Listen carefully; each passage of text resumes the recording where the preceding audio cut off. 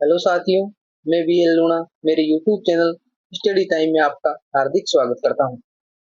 हम अलंकार के बारे में पढ़ रहे थे और उस अलंकार के बारे में हमने कुछ जो अलंकार है उसके बारे में पढ़ लिया है। पिछली जो क्लास थी उसके अंदर हमने रूपक अलंकार के बारे में देखा था, उससे पहले उपमा अलंकार के बारे में देखा है। आज हम जो है वो उत्प्रेक्षा अलंकार है उसके बारे में देखेंगे। तो अगर आप मेरे चैनल पर पहली बार आए हो तो आप मेरे चैनल को सब्सक्राइब कर ले, बेल आइकन को ऑल पे प्रेस कर ले ताकि मेरे आने वाले हर वीडियो का नोटिफिकेशन आपको मिलता रहे। हिंदी व्याकरण है उसके नोट्स मैंने टेलीग्राम पे अपलोड कर दिए है, वो आप जाकर ले सकते हो, जिसका लिंक मेरे वीडियो के डिस्क्रिप्शन बॉक्स में है। हिंदी साहित्य है इसके नोट्स में बना रहा हूँ, जैसे ही कंप्लीट होगा ये भी मैं आपको टेलीग्राम पे उपलब्ध करवा दूंगा। अब बात करें हम उत्प्रेक्षा अलंकार के बारे में। उत्प्रेक्षा अलंकार क्या है, देखिए परिभाषा देखते हैं हम। जब एक वस्तु में दूसरी वस्तु की संभावना की जाए, अर्थात एक वस्तु को दूसरी वस्तु मान लिया जाए। यानी देखिए पीछे हमने जो अलंकार पढ़े, एक हमने उपमा के बारे में पढ़ा, एक हमने रूपक के बारे में पढ़ा, ठीक है। उपमा में क्या हो रहा था, तुलना की जा रही थी। उपमा में तुलना की जा रही थी। रूपक में क्या हो रहा था, आरोप लगाया जा रहा था। आरोप लगाया जा रहा था। और इसमें क्या हो रहा है, संभावना की जा रही है एक वस्तु की दूसरी वस्तु। कहने का मतलब चीजें वही है। मैंने आपको बताया था कि उपमा अलंकार अगर आपने अच्छे से पढ़ लिया तो आगे आगे जो हम अलंकार पढ़ेंगे उसको समझने में आपको दिक्कत नहीं होगी। तो उपमा में क्या, एक वस्तु दूसरी वस्तु के आपस में दोनों में तुलना की जा रही थी। रूपक में आरोप लगाया जा रहा था एक वस्तु का दूसरे वस्तु पर। और उत्प्रेक्षा में क्या हो रहा है कि एक वस्तु की दूसरी वस्तु में संभावना व्यक्त की जा रही है। यहाँ तक आप अच्छे से समझ गए होंगे, ठीक है। अब देखिए एक बार मैं इरेज करता हूं। यानी जब एक वस्तु में दूसरी वस्तु की संभावना की जाए, अर्थात एक वस्तु को दूसरी वस्तु मान लिया जाए, यानी पूरा का पूरा वैसा का वैसा ही मान लिया जाए। अब इसमें इसको पहचानने के लिए कुछ वाचक शब्द होते हैं, कुछ वाचक शब्द होते हैं जो बीच में आते हैं उदाहरणों के। इससे क्या होगा, ये मुझको पकड़ पाते हैं कि ये किसका उदाहरण है। यानी उसका अर्थ अगर हमारे को पता भी ना चले तो भी हम उन शब्दों से उसको पकड़ लेते हैं। जैसे मानो, मनु, मनु, मनहु, जानू, जनू, सा इत्यादि। यानी ये शब्द है जो हमारे उत्प्रेक्षा अलंकार के वाचक शब्द है, ठीक है। ये शब्द है वो उदाहरणों के बीच में आएंगे। अब हम उदाहरण देखते हैं। उदाहरण देखिए, नेत्र मानो कमल है। यानी नेत्र है ना, वो मानो कमल है। कहने का मतलब पूरा का पूरा वैसा ही मान लिया कि नेत्र नहीं है, वो तो कमल ही है। नेत्र क्या है, कमल ही है, कमल जैसे नहीं है। अगर ऐसा होता नेत्र कमल जैसे, तब हमारा क्या हो जाता, रूपक हो जाता, ठीक है ना। समझ रहे हो, सॉरी, नेत्र मानो कमल है, यहाँ तक तो क्या है, मानो शब्द है तब तो उत्प्रेक्षा, और नेत्र कमल जैसे है तब उपमा हो जाता, उपमा हो जाता। दूसरा उदाहरण देखिए, अंबर में तारे मानो मोती अनगन है। ये देखो मानो शब्द है।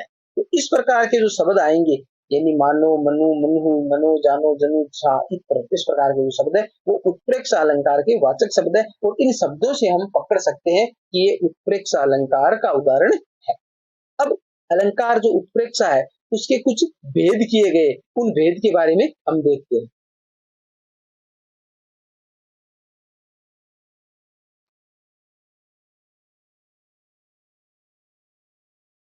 उत्प्रेक्षा अलंकार के भेद की बात करें तो तीन भेद होते हैं। एक होता है वस्तु उत्प्रेक्षा, एक होता है हेतु उत्प्रेक्षा, और एक होता है फलोत उत्प्रेक्षा। तो पहले हम बात करेंगे वस्तु उत्प्रेक्षा क्या है। वस्तु उत्प्रेक्षा में एक वस्तु में दूसरी वस्तु की संभावना की जाती है। यानी संभावना तो की जाएगी एक वस्तु की दूसरी वस्तु में, अर्थात एक वस्तु को दूसरी वस्तु मान लिया जाता है। यानी दो वस्तुओं के बीच में ये हो रही है, तो संभावना की जा रही है, दो वस्तुओं के बीच में की जा रही है। दो फलों के बीच में की जाएगी तो फलों पे, दो हेतु का मतलब होता है कारण, दो कारणों के बीच में की जाएगी तो वो हेतु उत्प्रेक्षा होगा। यानी संभावना दोनों तीनों में होगी, वस्तु में, हेतु यानी कारण में, और फल यानी फल में। अब देखिए उदाहरण देखिए, वस्तु से हरिमुख मानो मधुरमय। हरिमुख, हरि का जो मुख है, एक वस्तु है, हरि का जो मुख है, मानो, मानो आता है तो उत्प्रेक्षा अलंकार हो गया। अब आपको यह दिक्कत, कहने का मतलब आप यहाँ तो मानो का आते ही आप पकड़ लोगे कि उत्प्रेक्षा अलंकार है, ठीक है, वहां कोई दिक्कत नहीं। पर जब उसमें ये दे दे वस्तु उत्प्रेक्षा है या हेतु उत्प्रेक्षा है या फलोत्प्रेक्षा, तब आपको गहराई में जाना पड़ता है। बाकी जहां तक अगर ऐसा पूछा जाए उपमा अलंकार है, रूपक अलंकार है, उत्प्रेक्षा अलंकार है, मानवीकरण अलंकार, ऐसा पूछा जाए तब कोई दिक्कत होने वाली है, सीधा आप मानो देखते पकड़ोगे कि उत्प्रेक्षा अलंकार है। और ज्यादातर एग्जाम में 80% मान लो ऐसे ही पूछा जाता है, यानी वो जो डीपली जो फर्स्ट ग्रेड कॉलेज लेक्चर ऐसी जो एग्जाम होते हैं नेट सेट ऐसे, तो वहां पर ऐसा पूछा जाता है।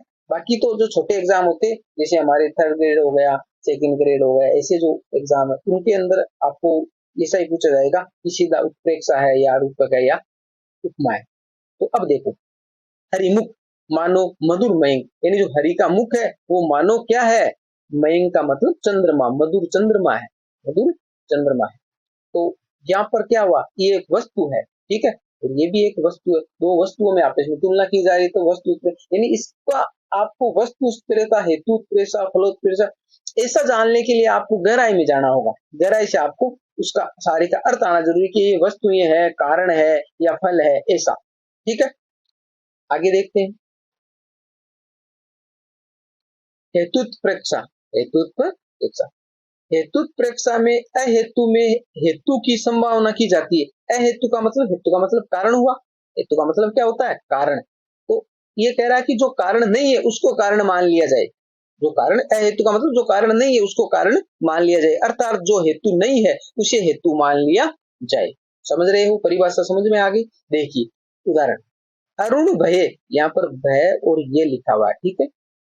अरुण भये कोमल चरण भुवि चलीबे ते मानु, भुवि का मतलब होता है पृथ्वी, ठीक है।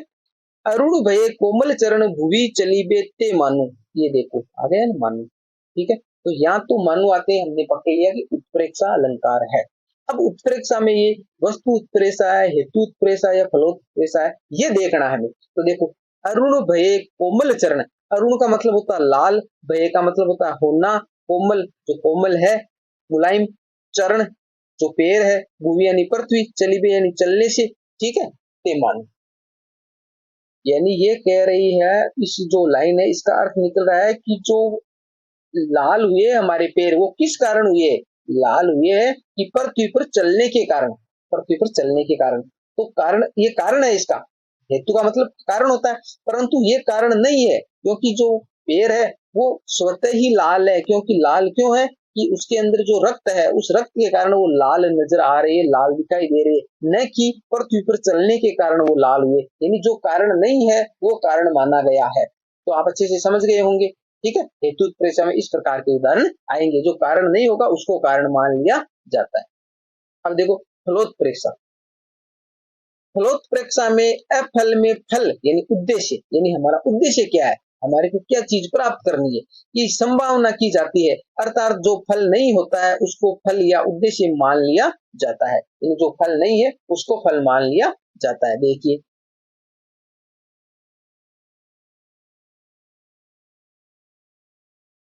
बढ़त ताड़ को पेड़ ये मनु चुमन आकाश, यानी मनु का मतलब हमारा उत्प्रेक्षा अलंकार है। अब ये कह रहा है बढ़त ताड़ को पेड़, यानी ताड़ का पेड़ बहुत ऊंचा होता है, तो इसको क्या मानना है कि बढ़त ताड़ को पेड़ ये मनु चूमन आकाश, यानी वो आकाश को चूमने के लिए, आकाश को चूमने के लिए बढ़ रहा है। बाकी उसका मेन उद्देश्य ये नहीं है आकाश को चूमने का, क्योंकि वो तो स्वतः ही एक प्राकृतिक है कि जो ताड़ का पेड़ है वो लंबा होता है और वो आगे आगे बढ़ता जाता है।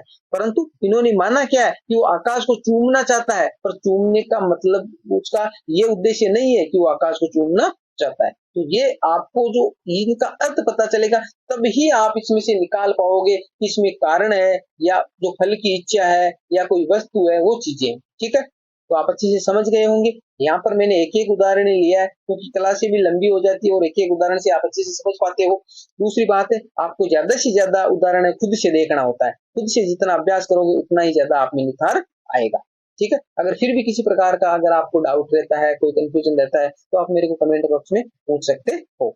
अब है फलोत्प्रेक्षा और हेतुत्प्रेक्षा की पहचान, यानी यहाँ पर फल है या हेतु यानी कारण है वो देखना है। तो देखिए उदाहरण यहाँ पर लिया मैंने, कमल एक पेड़ पर खड़ा रहता है, कमल एक पेड़ पे खड़ा रहता है, पानी के अंदर जैसे कमल होता है तो वो डंडी होती है ना, उसको एक पेड़ माना है, यानी वो एक पेड़ पे खड़ा रहता है।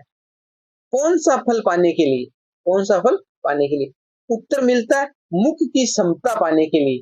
भाई कौन, यानी वो मुख की, यानी उदाहरण ऐसा है कि कमल एक पैर पे खड़ा रहता है मुख की समता पाने के लिए, यानी वो एक पैर पे से खड़ा, तो खड़ा नहीं है, वो माना गया है कि भाई खड़ा नहीं है, वो तो ऐसा है प्राकृतिक है, वो डंडी है उस पे वो खड़ा रहता है, जिस प्रकार वो जमीन से बाहर निकला है उसी प्रकार है। तो यहाँ फल है, यानी वो उस फल की इच्छा कर रहा है, जो फल क्या है कि मुख की समता पाने के लिए वो वहां पर खड़ा रहता है। ठीक है, दूसरा देखो उदाहरण, चरण लाल हो गए, क्या फल पाने के लिए? तो यहाँ पर फल पाने के लिए नहीं है, चरण लाल हो गए, वो सर्वत्र ही लाल हो रहे हैं, यानी इस प्रश्न का कोई उत्तर नहीं मिलता है। तो यहाँ पे हेतु, यानी कारण है, चरण लाल होने का कारण क्या है कि वो पृथ्वी पे चले, उस पृथ्वी पे चलने के कारण लाल हुए हैं। ठीक है ना, तो इसमें कोई फल नहीं मिल रहा है। इस प्रकार आपको दोनों का पता चलेगा, तो ही आप पहचान पाओगे कि फलोत्प्रेषा या हेतुत्प्रेषा। तो यहाँ पर जो कंफ्यूजन है वो मैंने दो उदाहरण लेके आपका क्लियर कर दिया, आप अच्छे से समझ गए होंगे। ठीक है, तो ये जो उत्प्रेक्षा अलंकार था, इसके 3 जो भेद थे जो हमने अच्छे से कर लिए। आगे देख,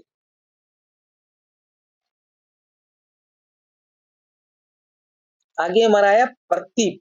प्रतीप का मतलब होता है उल्टा या विपरीत। किसका उल्टा? उपमा का। उपमा का उल्टा होता है प्रतीक। तो उपमा में क्या है, जो तुलना की जा रही थी वो देखिए इसमें क्या दिखा, जहां पर प्रसिद्ध उपमान को उपमेय अथवा उपमेय को उपमान सिद्ध करके उपमेय की उत्कृष्टता वर्णित की जाती है, वहां प्रतीप अलंकार होता है। वहां पर क्या होता है कि जैसे एक होता है उपमेय, एक होता है उपमेय और एक होता है उपमान। तो उपमेय और उपमान में क्या था कि उपमेय है उसकी तुलना दी जा रही थी उपमान से, जैसे मुख है वो चंद्रमा के समान है, तो चंद्रमा उपमान था, मुख है वो उपमेय था। यहाँ पर क्या है कि उपमेय से जो मुख है उससे उपमान को बढ़ाकर बताया जा रहा था, किसके अंदर? उपमा के अंदर, ये ध्यान रखना। और यहाँ पर क्या होगा कि उपमान है ना, उसको उपमेय है उसको बढ़ाकर बताया जाएगा, उपमेय को कम बताया जाएगा और उपमेय को ज्यादा बताया जाएगा, उपमान वो कम होगा। ठीक है, देखो उदाहरण देखो, सखी मयंक तव मुख सम सुंदर, यानी सखी को एक सखी क्या कह रही है कि मयंक तव, मयंक का मतलब होता है चंद्रमा, चंद्रमा है ना, चंद्रमा, तव मुख, तेरे मुख सम यानी समान सुंदर है, यानी चंद्रमा है ना वो तेरे मुख के समान है। तो मुख तो क्या है? उपमेय है। मुख क्या है? उपमेय है। और उपमान क्या है? चंद्रमा है, चंद्रमा है। तो उपमान को है ना कम बताया है कि जो चंद्रमा है ना वो तेरे मुख की तरह सुंदर है, चंद्रमा ज्यादा सुंदर है मुख से। ठीक है, परंतु इसमें उल्टा बताया गया। तो ये प्रतीप क्या होगा, आपको सिर्फ इतना याद रखा, उपमा का उल्टा होगा। समझ गए होंगे आप अच्छी से। आगे देखो, आगे अलंकार आया व्यतिरेक। व्यतिरेक, जब उपमेय में उपमान की अपेक्षा कोई, समझना, भली या बुरी बात अधिक बताई जाए, यानी जब उपमेय में उपमान की अपेक्षा, यानी उपमेय उसमें बताई जा रही है उपमान की अपेक्षा, यानी या तो बात है ज्यादा है और या फिर कम है, अर्थात जब उपमेय को उपमान से किसी बात में बढ़कर बताया जाए। व्यतिरेक कहने का मतलब जो उपमान है ना, उपमेय को उपमान से किसी बात में बढ़ा चढ़ाकर बताया जाता है, वहां पर व्यतिरेक अलंकार होता है। देखिए उदाहरण, सारे उपमा के इर्द गिर्द ही घूमने वाले हैं, इसलिए उपमा अलंकार आपको अच्छे से आना जरूरी है। मुख मयंक सो है सखी, मधुर वचन सविशेष, यानी मुख है, मुख क्या है? उपमेय है, मयंक क्या है? उपमान है। तो ये कह रहा है मुख मयंक सो है, यानी मुख है वो मयंक यानी चंद्रमा के जैसा है सखी तेरा, यानी सखी तेरा मुख है वो क्या है? चंद्रमा के समान है। पर क्या है? मधुर वचन सविशेष, परंतु उस उपमान से, क्योंकि चंद्रमा वो तो बोलता नहीं है, वो तो एक जगह स्थिर रहता है, परंतु तेरे में एक ज्यादा विशेषता है, तेरे मुख में क्या है? ये मधुर वचन भी बोलता है। मधुर वचन के साथ में सविशेष का मतलब मधुर वचन, इसमें विशेषता है तेरे मुख में। तो कहने का मतलब उपमान से उपमेय बढ़ाकर बताया गया है। भाई मुख मयंक सो है सखी, मधुर वचन सविशेष, यानी मुख है जो चंद्रमा के समान तो है तेरा, परंतु उससे एक गुण ज्यादा है चंद्रमा से। वो कौन सा है कि तेरे मुख के अंदर जो है ना मधुर वचन है वो भी है। तो आप व्यतिरेक अलंकार के बारे में अच्छे से समझ गए। आगे जो अलंकार और बचे वो हम अगली क्लास में देखेंगे, यानी एक एक दो दो अलंकार ही धीरे धीरे करते चलेंगे हम, क्योंकि ज्यादा जो मिक्स में हो जाता है फिर उसको याद करने में थोड़ी तकलीफ होती है। तो आप एक एक दो दो करके अच्छे से इसको देखते जाओ, एक बार अगर अच्छे से हो गए फिर जिंदगी में आप नहीं भूलने वाले हो। ठीक है, तो अगले जो अलंकार जो बचे वो हम अगली क्लास में देखेंगे। उम्मीद करता हूँ ये क्लास आपको अच्छी लगी होगी। अगर अच्छी लगी है तो लाइक शेयर एंड सब्सक्राइब करें। मिलते हैं अगली वीडियो में, तब तक के लिए जय भीम जय भारत। आप वीडियो देखते हो पर सब्सक्राइब कम करते हो। आपके सब्सक्राइब करने से, आपके लाइक करने से, आपके कमेंट करने से हमारा मोटिवेट होता है, हम मोटिवेट होते हैं, जिससे क्या होता है कि अच्छा सा अच्छा आपको उपलब्ध कराने की कोशिश करें। क्योंकि आप देख रहे हो ये जो 15 मिनट की वीडियो ये ऐसे ही बन गई, इसके पहले हमारे को नोट्स बनाने होते हैं, उसके बाद में वीडियो बनानी होती है, फिर एडिटिंग होती है, यानी एक एक 15 मिनट की वीडियो उसके लिए घंटों खराब हो जाते हैं। तो जितनी मेहनत आपके लिए हम कर रहे हैं तो उसका आप भी कुछ परसेंटेज हमारे को दे, जिससे हम मोटिवेट रहें। ठीक है, चलो धन्यवाद दोस्तों।